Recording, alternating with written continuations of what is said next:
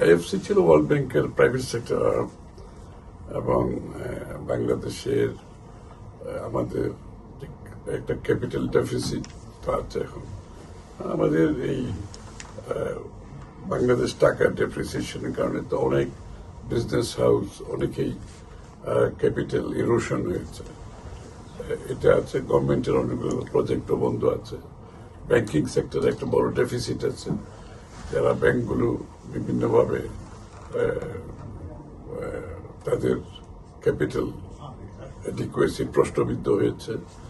তো এইগুলোর সার্বিক সমাধানে আমরা আইএফসি খুব ইন্টারেস্ট দিয়েছে এবং ব্যাংকগুলোকে লিকুইডিটি দেওয়ার, তারা ভালো অ্যামাউন্টের একটা লিকুইডিটি দেবে ব্যাংকগুলোকে, তারপরে ট্রেড সাপোর্ট দেবে গ্যারান্টি দিয়ে, এবং প্রাইভেট সেক্টরে যে তাদের যেসব কোম্পানিতে ক্যাপিটাল ডেফিসিট হয়েছে তাদেরকে কি সাপোর্ট দিতে পারে সেটা নিয়ে আলাপ হয়েছে। তারপরে গভর্নমেন্ট যেগুলো প্রজেক্ট বন্ধ হয়ে আছে বিভিন্ন জায়গায়, বিগ অ্যাসেট, এগুলোকে রিভাইভ করে ইনভেস্টমেন্টের মাধ্যমে, বিদেশি ইনভেস্টমেন্টের মাধ্যমে এগুলোকে কিভাবে রিভাইভ করা যায়, ও সিকিউরিটাইজেশন অফ দ্য গভর্নমেন্ট অ্যাসেট। গভর্নমেন্টের যে অ্যাসেট গুলো আছে, অনেকগুলো অ্যাসেট, যেমন যমুনা ব্রিজ, সব বড় বড় ব্রিজ, এগুলো সিকিউরিটাইজেশন করলে যেটা হবে এই টাকাটা ফ্রি আপ হয়ে যাবে, তখন আমরা ফার্দার ইনভেস্টমেন্ট করতে পারবো। কন্টিনিউয়াসলি গভর্নমেন্টকে প্রত্যেক প্রজেক্টের জন্য টাকা যাতে দিতে না হয়, this is one way of doing it. So ওখানেও তারা কাজ করার জন্য রাজি হয়েছে। আর প্রাইভেট সেক্টর সাপোর্ট তো বললাম। এটা আমি মনে করি সার্বিকভাবে আইএফসি অনেকটা এগিয়ে আসছে সার্বিকভাবে। এই সাপোর্টগুলো পেলে আমাদের financial sector, private sector, government sector এবং অর্থনীতিতে এটা একটা চাপ সৃষ্টি হয়েছে আমাদের ব্যাংকগুলোর, প্রশ্নবিদ্ধ ব্যাংকগুলোর কারণে।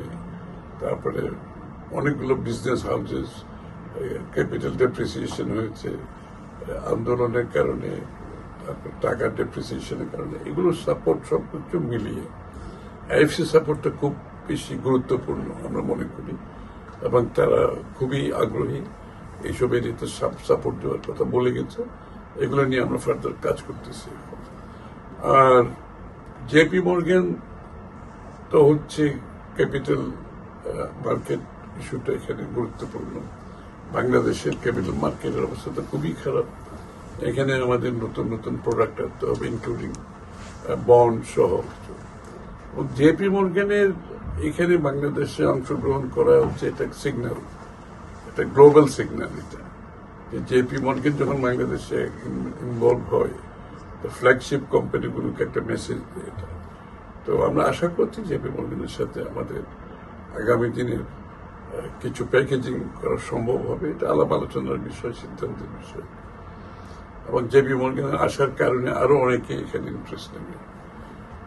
আর হচ্ছে আইওএম এর সাথে যেটা হয়েছে, ইন্টারন্যাশনাল অর্গানাইজেশন ফর মাইগ্রেশন, আমাদের লোকজন যে বাইরে গিয়ে কম দামি চাকরি করছে, এদেরকে স্কিল করার জন্য, যারা বিদেশ আছে ওখানে স্কিল, যেমন দুবাই মিডল ইস্টে আছে, ওখানে যারা লো স্কিলে কাজ করছে তাদেরকে ওখানে স্কিল করা যায় কিনা।